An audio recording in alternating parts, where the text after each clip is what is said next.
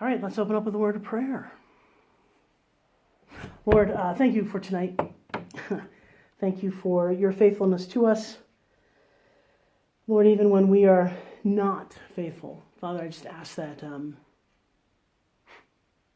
where two or three are gathered, you're going to be. And so, Lord, may this be a fruitful time together as we're in your word and learning about you. In your name we pray. Amen.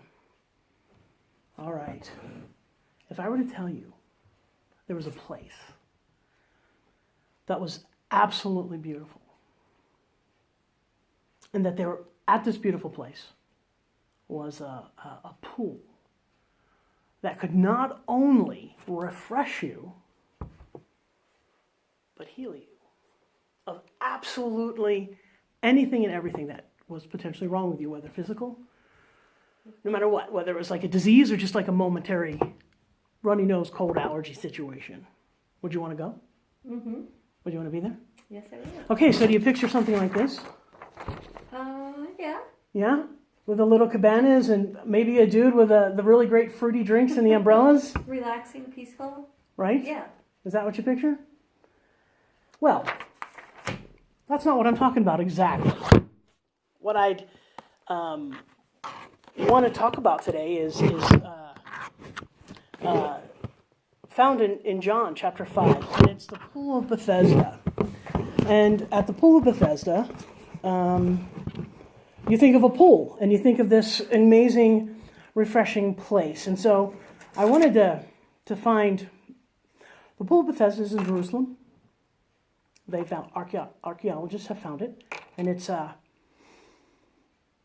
the north, near the north gate, where it's actually technically where the sheep gate is. And so it looks sort of like this now, the archaeological dig. And as we'll read soon, there are 5 porches to this, and 5 areas, plus the pool. Now, I know we think of this pool, but I think this is a little bit, probably a little closer to what really the pool may have looked like. Now, you know that water is not this gorgeous, pristine, right? Looks a little dirty. It does, and it should. But yeah, this is the pool that I want us to head to, both in our minds and in our imaginations. It sounds amazing and unbelievable, to me anyway, all at the same time. That all you needed to do is get in this water and you would be healed. So, I want us to pay attention to 4 different dynamics that are going to play out in these very short 14 verses that I'm going to read. So let's go check out the pool by the sheep gate in John chapter 5, starting at verse 1. We'll go through 14. I'm reading from the NIV. Sometime later, Jesus went up to Jerusalem for one of the Jewish festivals. Now there is in Jerusalem near the sheep gate a pool, which in the Aramaic is called Bethesda. Some people say Bethsaida, Bethesda, and which is surrounded by 5 covered colonnades, porches. Here a great number of disabled people used to lie, the blind, the lame, the paralyzed. One who was there had been an invalid for 38 years. When Jesus saw him lying there and learned that he had been in this condition for a long time, he, Jesus, asked him, "Do you want to be well?" "Sir," the invalid replied, "I have no one to help me into the pool when the water is stirred. And while I am trying to get in, someone else gets down there before me." Then Jesus said to him, "Get up, pick up your mat, and walk." At once the man was cured. He packed up his mat and he walked. The day on which this took place was a Sabbath. And so the Jewish leader said to the man who had been healed, "It's the Sabbath. The law forbids you to carry your mat." He replied, "The man who made me well said to me, 'Pick up your mat and walk.'" So they asked him, "Who was the fellow who told you to pick up your mat and walk?" And the man who was healed had no idea who it was, for Jesus had slipped away into the crowd. Later, Jesus found him at the temple and said to him, "See, You are well again. Stop sinning, or something worse may happen to you." The man went away and told the Jewish leaders that it was Jesus who had made him well.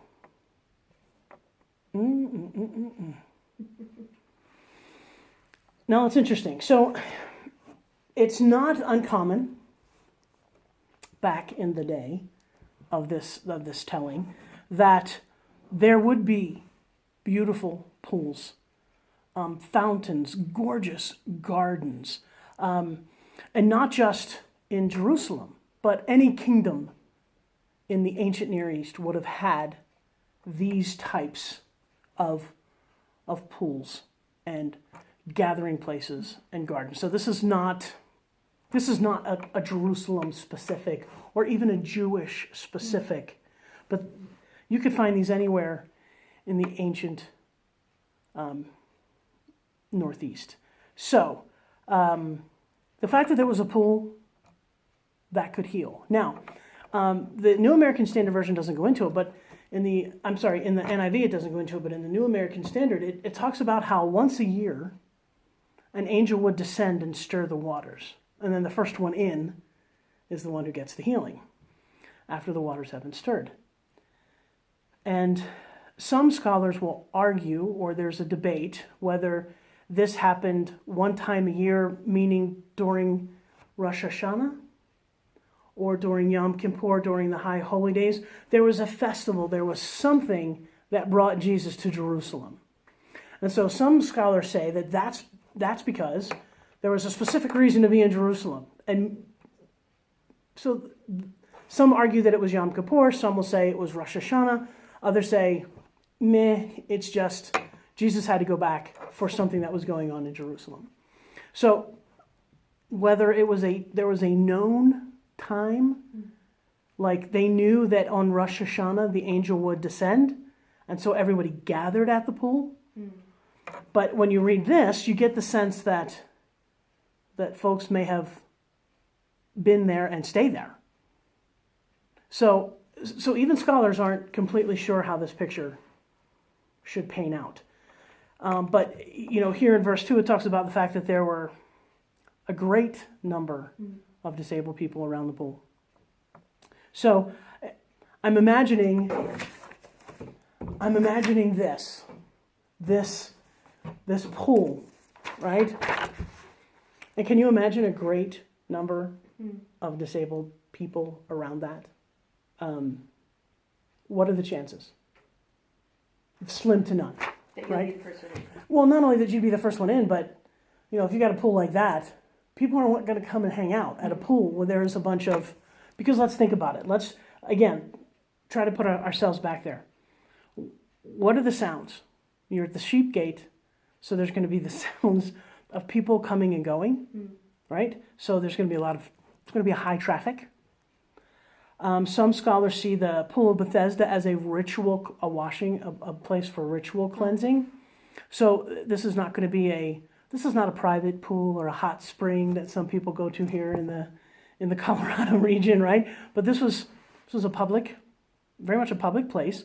So there's all kinds of movement, there's all kinds of sound, there's all kinds of smells, right? It's not like folks, case in point, right? It's not like they had their hand sanitizers ready to go, right? No. They have traveled through nasty country.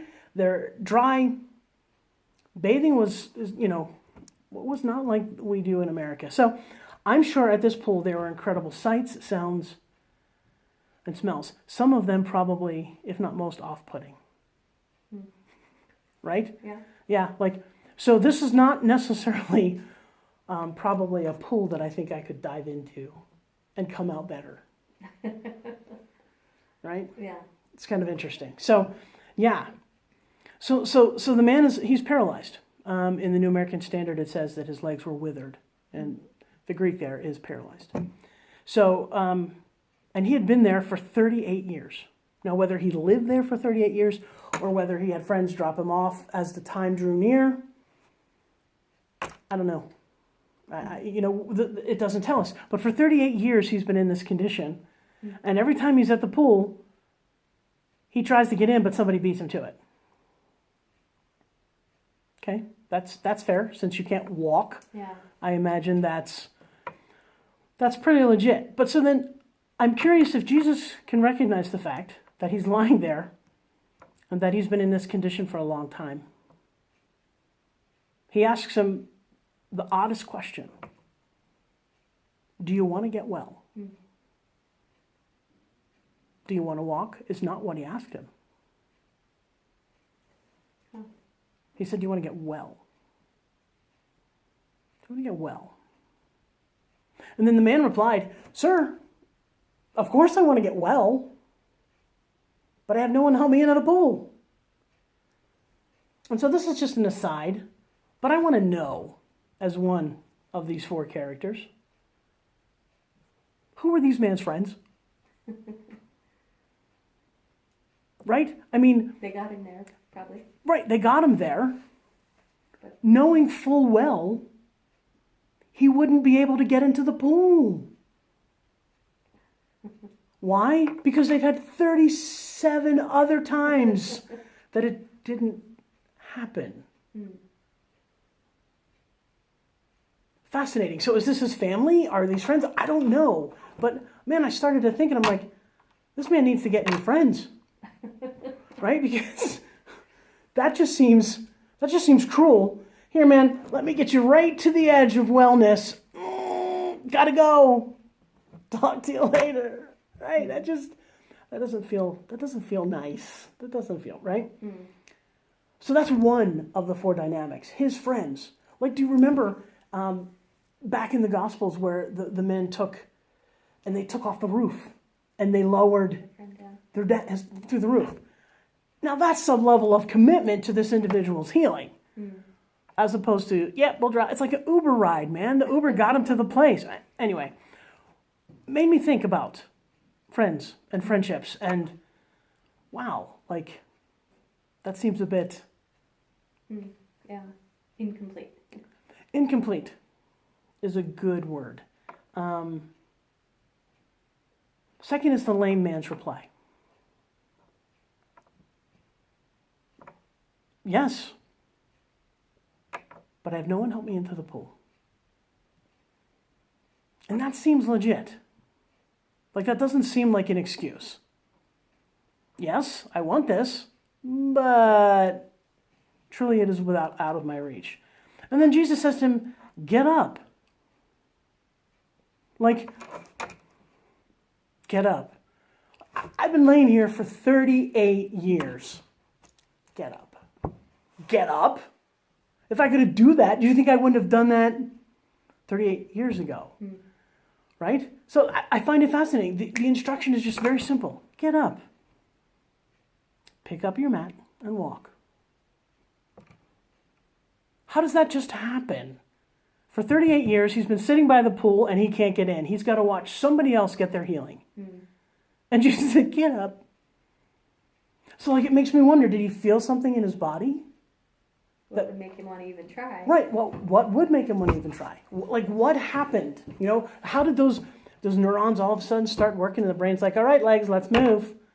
Right? But if they were withered, I picture them just being thin, without muscle, tone, right? All of those things. Get up. Walk. Now, please, I understand that God can do the complete healing, but in my mind, if my life and my experience has shown me for 38 years that I can't, to all of a sudden be told, get up. That would almost be a little off-putting to me. Like, I'd be like, dude, if I could just get up and walk, I would have. It's interesting. But Jesus never asked him, do you want to walk? Or didn't offer a hand, or take my hand and get up and walk, or something. He said, do you want to be well? I think that's a place we'll have to visit at some point. Okay. So we have this man's friends. We have the lame man. We have Jesus. The Jewish leaders. So this man is healed after 38 years of laying on the mat. Jesus says, roll up your mat and go. And he does. And of course, this happens on the Sabbath, which, we know that there's no work to be done on the Sabbath. And so the Jewish leaders see the man, and they see the man who had been healed. So they know, A, he used to be lame. B, he is walking upright. Okay? It's the Sabbath. The law forbids you to carry your mat. No, hallelujah. You're Right? Do you know what I mean? Like you're tracking me perfectly. It's like, wait. How about being completely shocked and stunned that this man is standing before you? How about what happened? What happened? Because you're dry, so you obviously didn't get into the pool. What? Right? Are we rejoicing with this man because now he can walk? just chewing him out. Well, yeah, it's amazing how I have to ask myself, do I at times, because of my own agenda or my own narrow-mindedness, miss some amazing examples of God in my own midst, or in our midst? Can we get so caught on what is or should be that we don't leave room for the miraculous, even on a Sunday? It's fascinating. And so then, to take it a step further, they've kind of got their own agenda brewing now. Who told you to pick up your mat? The lame man didn't even know. Right? So that takes me back to him. I'm lame. I've been lame for 38 years. This man I don't even know his name, tells me to get up. And I get up and walk. No, hey buddy, what's your name? Can I get your card? Right? Nothing, right? He probably hadn't been in the crowds where Jesus was if he's Right. kind of ostracized or... Right, but even so, like if somebody just gifted you your legs back, and in the Jewish culture, your life back, wouldn't you kind of want to know who did that? I mean, just in case you ever needed another miracle, I'd want to know who to look for. Nothing. Doesn't even know who Jesus is. And so while the Jewish leaders are talking to him, Jesus actually sort of gets lost in the crowd. And it's weird to think of Jesus like slinking away, and I don't mean to imply that he was sheepishly slinking away, but definitely taking the crowd to his advantage, knowing full well with the Jewish leaders how they were playing this and how they were working it, knowing full well he healed on the Sabbath. Okay. So, later, Jesus found him at the temple. Now here's what's interesting. Depending on how old he was when he was lame, in other words, if this was from birth, or if this happened in a farming accident when he was 8, the moment he became paralyzed, he was no longer allowed in the temple. So it's fascinating that Jesus finds him That's the first place he goes. in the temple, right? Yeah, because it wouldn't be the first place I'd go. Like, I'd have to go run on these legs or do something. Like, I have to know that this is not going to go away tomorrow. Anyway, he said, see, you're well again. Stop sinning, or something worse will happen to you. And the man went away, and he told the Jewish leaders that it was Jesus who made him well. Like, I wonder why did he dime Jesus out?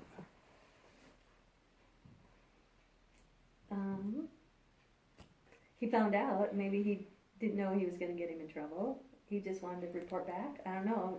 Did he feel the Pharisees' anger at that point, or were they just... The Pharisees were definitely working their case. Yeah. Right? And of course, right? But does it make you not wonder that the Jewish leaders knew who did this? Yeah. I mean, who else is going to?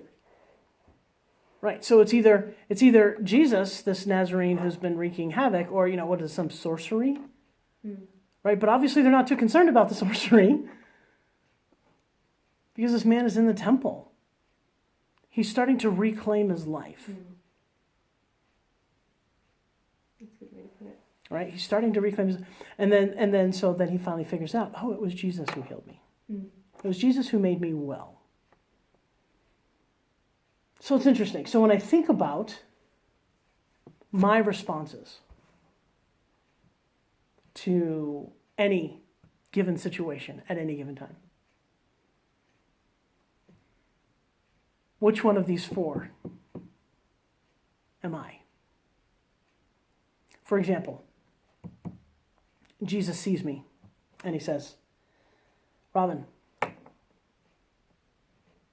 I want you to do this. Usually the first thing that comes out of my mouth is an excuse as to why I can't. Robin, do you want to be well? Well, sure, I want to be well. But what does wellness cost me? I don't like change. Not a big fan of change. I like my comfort zone. I like the way things go. I like the way things, right? Jesus isn't always asking if we want to be physically healed. He's asking if we want to be well. I think there's a lot more to wellness than just physical healing. Because he included stop sinning. Stop sinning. And for this man, by being healed, this now gains him access to temple. This now gains, now he's going to have to live. Like, he's going to have to get a job, right? He's going to have to work. He's going to have to enter in and be a part of the community in a totally different way than he was able to when he couldn't walk. Yeah. Right? So, instead of being served, now he will be one expected to serve, right? It changes the entire way he has thought about himself and what he's capable of doing. Do you want to be well? All he can think of is, I want my legs. And I don't blame him for that, right? But it's going to affect every other aspect of his life. Yeah.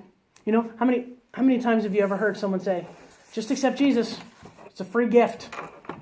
It's a free gift that'll cost you everything, right? Yeah. If you're really going to follow hard after him. How many times when Jesus says, hey, Robin, do you want to be well? I don't know, Lord, I've kind of gotten comfortable with my crazy.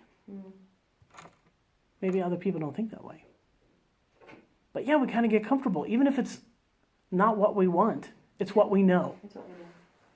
Right? And there's something very comforting and very good about what we know. It's a routine. It is a routine. It is a routine. And so what do we do when Jesus comes tapping? And you know what? Sometimes it's not a big thing. Like, Jesus isn't always going to ask us to go to Africa. But man, like, what if Jesus makes me move my seat in church to the other side of the sanctuary? I don't know those people over there. Right? I don't know that I want to get to know them. I'm good in my little section over here. Yeah. Right? There's something about our comfort. And I feel like Jesus was asking a deeper question. Do you want to be well? And I think the layman answered from his immediate need. Maybe not fully understanding what wellness would bring to him. I can't help but wonder if at times I don't answer for my immediate need, not fully understanding the benefit and blessing that God really may want to bestow on me, but I'm too fixed on get my legs working kind of thing. And then the Jewish leaders.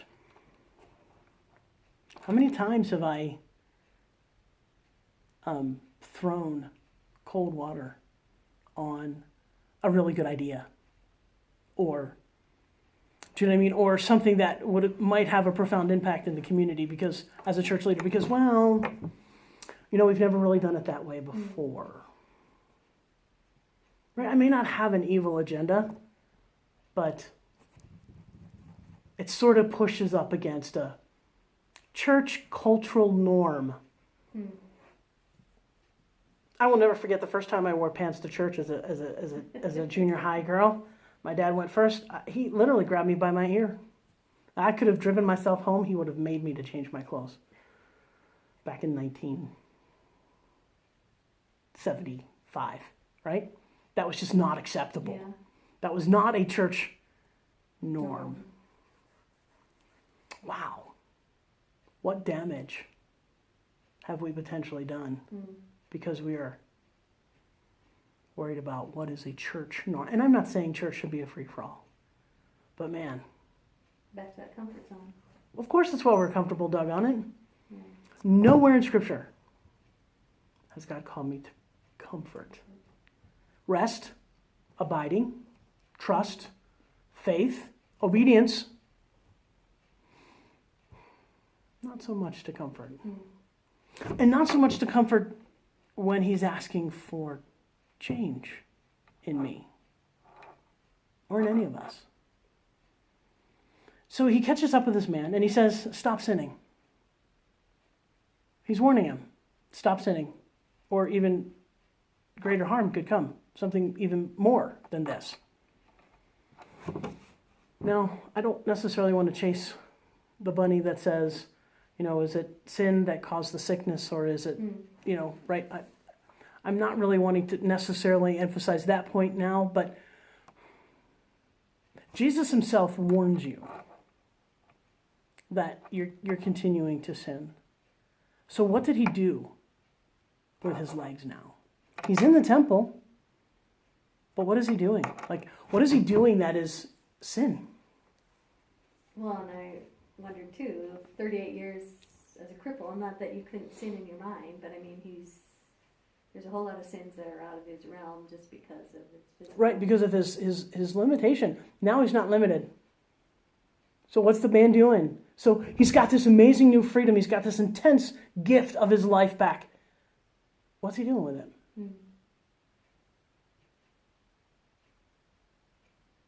What do we do with it? Right? So, yeah, I have this amazing intense gift of salvation and love that doesn't end, right? And grace, limitless grace. What am I doing with it? Am I using it to stay completely into my comfort zone so I don't have to change and be uncomfortable and potentially be more well? Or what am I doing with it? So it makes me wonder, what was he doing with it? What kind of things was the dude doing? Like, I want to know how many days afterwards. Like, I don't know. It truly makes me wonder, stop sinning. Stop. Or you're going to get in even more trouble. Good reminder. Right? You've got this great life now. Like, you're well. You're whole. Yeah. What are we doing with it? Are we just throwing it away? Right? Chasing us? Yeah, chasing us. Chasing what we want. Our comfort, chasing our comfort. I'm an American, for God's sake. Isn't that a part of my inalienable rights? Right? To chase comfort? It just feels like it is. I'm not saying it should be, but I'm just saying, even as the church is. Do we have a preamble that says that? Now that you have your fire insurance, you are good to go. Yeah. So I was thinking, what would our response be if Jesus said, "Do you want to be well?"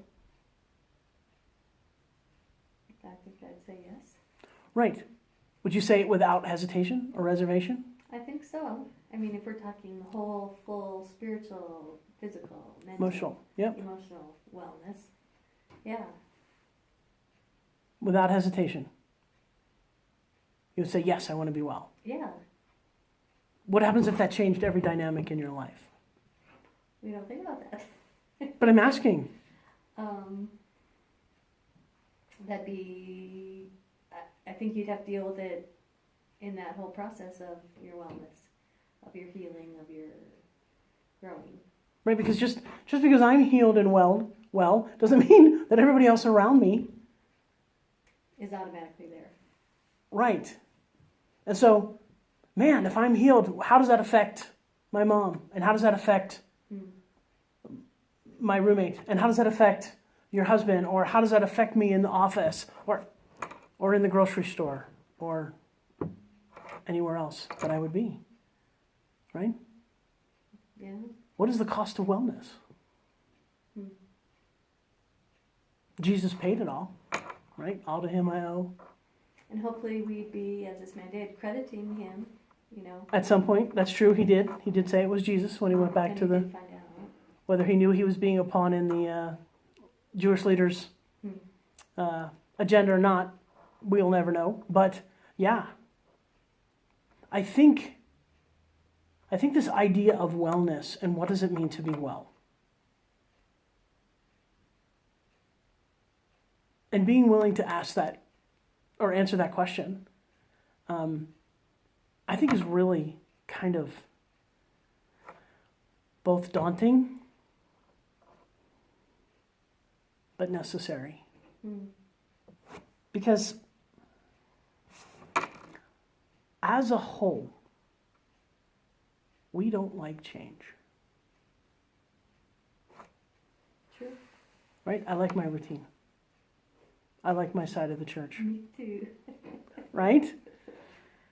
And it's almost inconvenient if somebody wants to move me out of my routine or move me. And so in some ways it's like, yes, God, I'm completely available to you except during the time of this and this and that, right? And the days I go here and there, and yeah. Right. Absolutely. And so what would it be like to just, okay, whatever you decide, that's what I'll do. That's the priority for today. Like that already brings anxiety up in my heart and in my head, just trying to get myself just, yeah, okay, God, whatever you decide. Cool. And not having a sense of plan, purpose. I don't know. I think the challenge is, do we really want to be well? And what does wellness look like every day? How does wellness affect my marriage? How does wellness, affect your marriage because I'm not married? How does wellness affect my relationship with my mom and caring for her? How does being well affect how I deal with Suzanne? How does it affect me as an elder in this church, right? How does wellness, do we really want to be well? So, the challenge before us is to figure out, do we really want to be well? And then to ask ourselves, What does that look like? what does it look like? Every day, what does that look like? Because I think in some things it will be similar, but in others it will be completely different. What does it look like?